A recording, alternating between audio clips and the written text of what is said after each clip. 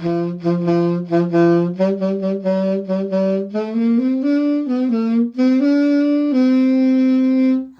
and welcome to the table. I'm your host, Teen Wolf, and today I am going to be wrapping up the second part to my dad's dragon deck.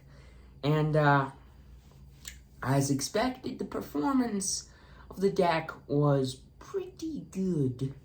And even though the deck's really expensive, and I don't really assume any of you are going to build this deck yourself, I'm still going to talk about the performance of the deck. So, this deck is just really dumb. And, yeah, this deck is really stupid. So, the ramp in this deck, there is definitely a plentiful amount of it, as a lot of you watching this could already tell. And, you play a lot of spells really quickly, believe it or not. You play a ton of stuff that are cheap, and then you work your way up with the ramp spells and the ways to search your deck for mana. And then, with some of the ways to reduce the dragons in your deck, most of the time you're gonna usually pull one in this deck to reduce or cheat out dragons. And so, once you get to that point, and you can play your commander, and then you start to play a ton of your dragons, for your opponent, it just goes downhill from there. Let's just put it like that. You get so much value, and you deal so much damage.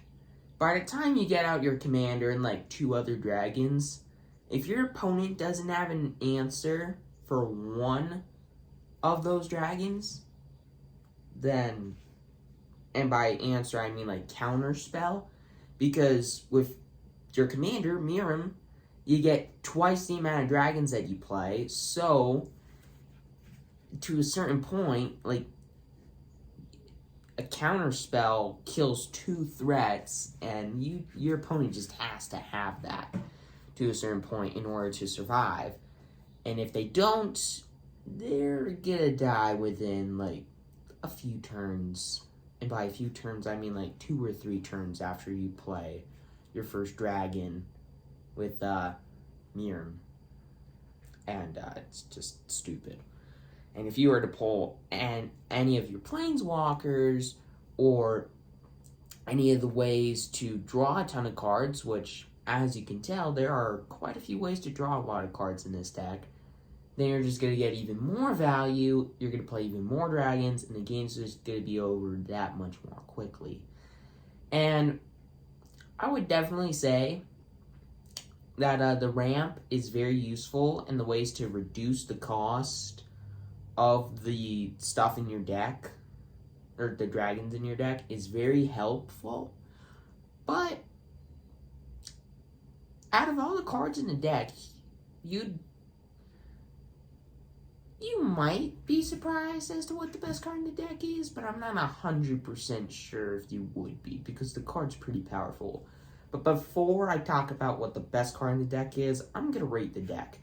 And, unlike with my Sac Recursion deck, my green-black Sac Recursion deck, there isn't a budget-friendly rating for this deck. This is just a full-on rating for the deck. And the rating that I'm going to give for this deck is a 9.5 out of 10. And you may be asking why that is. Well, in a commander deck, you are always going to need a decent amount of removal and a decent amount of board wipes.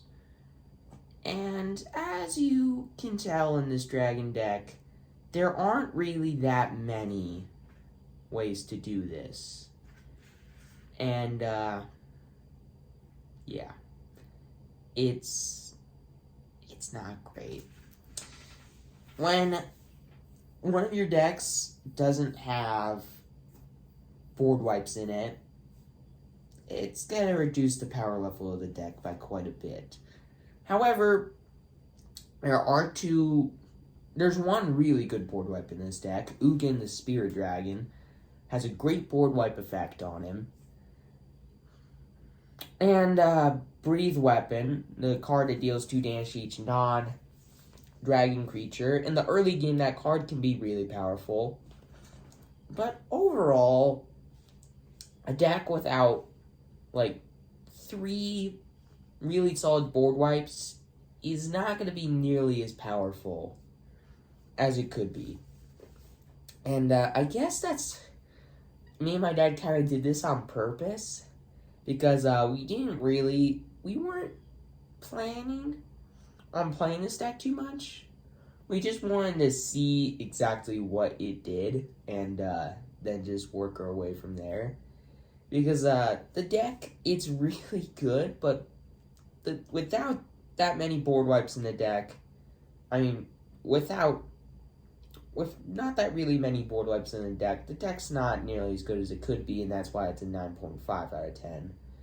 But other than that, the deck is incredibly difficult to beat. But, once again, considering the fact that it doesn't have any board wipes, and that if it gets board wiped, it's in big trouble. To be fair, a dragon deck, it's really hard to build, a really good dragon deck. I'm just going to say that right now. It's really hard to build a really powerful dragon deck. You can build a really powerful dragon deck, but there's almost always going to be a flaw with it. And one of those is always going to be that it cannot get board wiped. If a dragon deck gets board wiped in any way,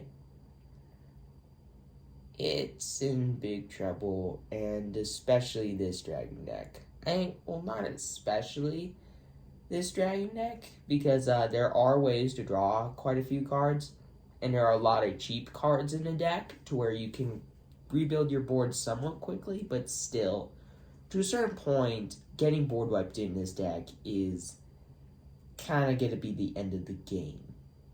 But sadly, that's just kind of the way it works. But this deck, definitely a 9.5 out of 10. And other than the fact that it's really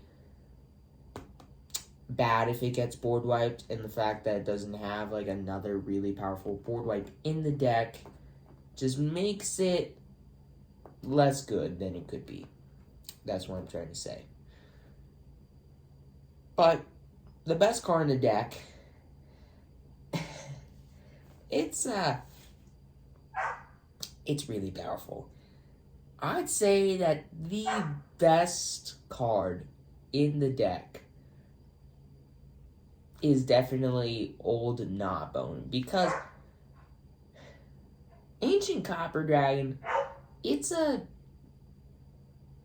almost rated it the best card in the deck, but there's a big chance factor in that card.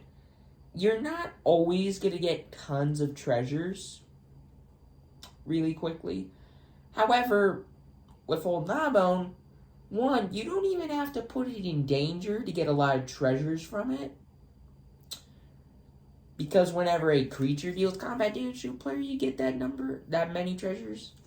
So, in this deck, when you play Old Gnawbone, you're basically guaranteed to get 14 mana the first turn it's in play.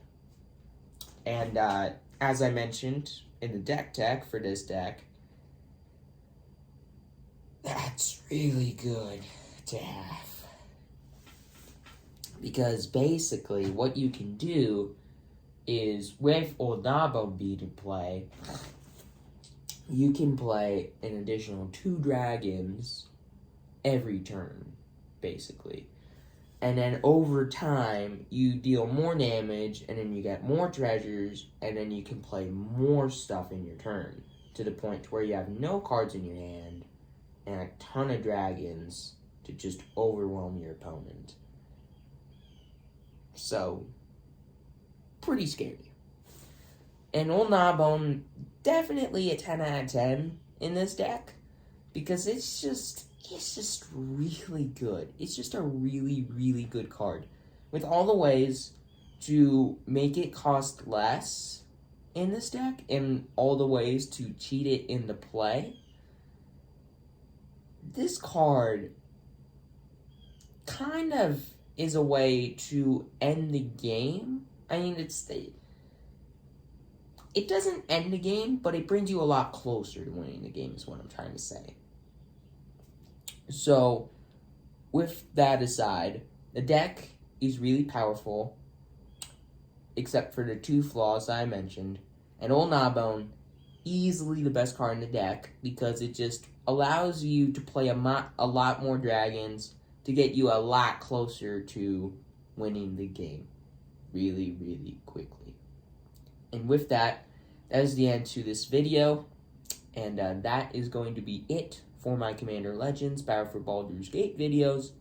So I hope that you enjoyed, and I'm your host, Teen Wolf. Please consider subscribing, and I will see you next time.